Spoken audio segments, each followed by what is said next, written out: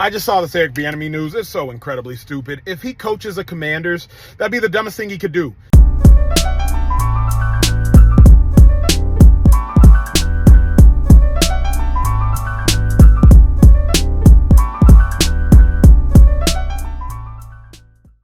What's going on there, guys? We back with another one, and everybody online, they really hot about this Eric Bieniemy situation. Now, guys, they feel like some people that's less qualified than Eric Bieniemy has gotten head coaching jobs over the last few years. First, we're going to check out RG3, see what he said. He said Eric Bieniemy having to leave Kansas City to prove himself after winning 2 Super Bowls as the offensive coordinator is a travesty.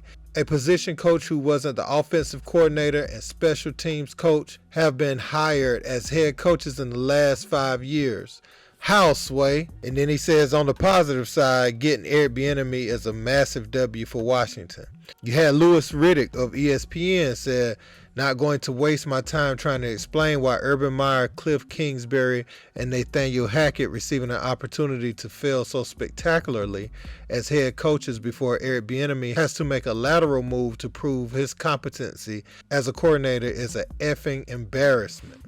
Tony Pelissero for the NFL Network said the Commanders and Eric Bieniemy agreed to terms on a multi-year deal as their assistant head coach, offensive coordinator, his agent Jason Fletcher tells me. KC wanted him back, but Bieniemy got an upgraded title, a chance to build his staff, and a big commitment. But you had a lot of people online that was mad, that he pretty much had to take the same job after winning 2 Super Bowls in 4 years. A lot of less qualified guys got elevated to head coach without even, having the resume that he has. It has been a big topic of discussion over the last few days. You saw Shannon get on it. You saw Stephen A. Smith go hard about it.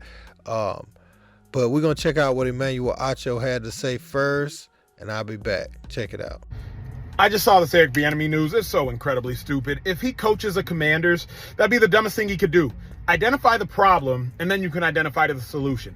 Eric Bieniemy is not a head coach because he's coaching under Andy Reid. Matt Nagy became a head coach coaching under Andy Reid.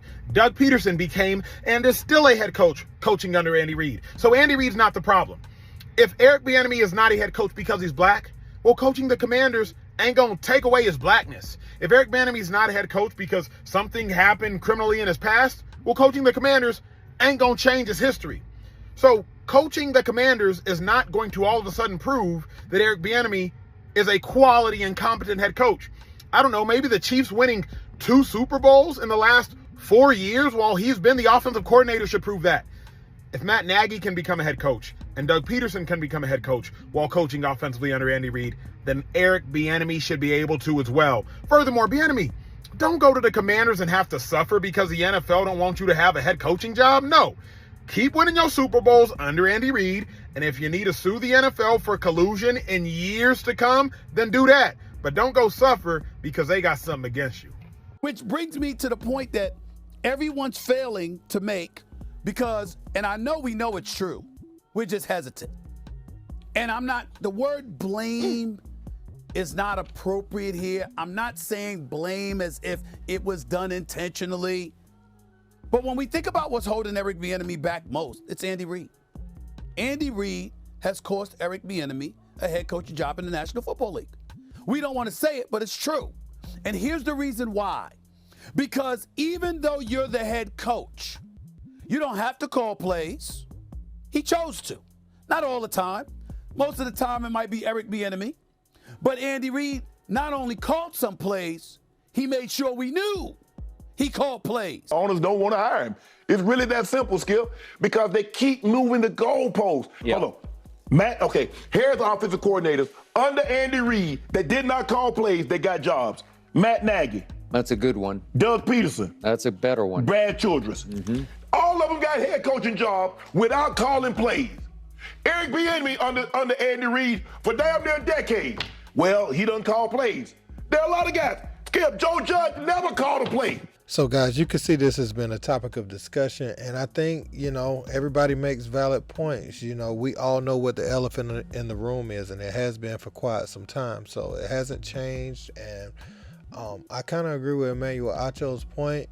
I don't know how far, but, when you do that, what he's saying, your career is pretty much over in the NFL. So is he ready to throw in the towel and go all in for that, or is he still trying to prove himself? I think this is pretty bad. I mean, and the crazy thing is they're not even trying to hide the reason that they're not hiring these guys as coaches. It's obvious. They know everyone knows it, and they still don't try to make it seem like it's something else, Now, Stephen A. had an interesting point, saying that pretty much what Eric Bieniemy was supposed to be known for, Andy Reid he accused him of taking credit for it.